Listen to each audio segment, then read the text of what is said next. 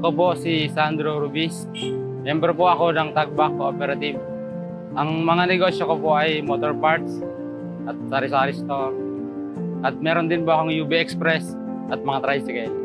Ang unang hiniram ko pong pera sa co-op ay pinampatayo ko ng apartment at nakabili rin po ako ng lupa na to. At meron pa po akong pinagawang bagong branch sa Binangonan. At tuloy-tuloy pa rin po ang mga negosyo ko hanggang ngayon. Yung mga sunod ko pong hiniram na sa co-op, ito po na po yung pinambili nitong lupa. Kaya lang wala pa pong natatayo. Ginagawa ko lang po munang parking. Sa mga bagong miyembro naman, mag-ipon at maganda ring humiram sa co-op dahil maliit din ang tubo. Maraming naitulong sa akin ang co-op dahil sa mga nahirap kong pinangpuhunan ko at pinambili ko ng mga properties.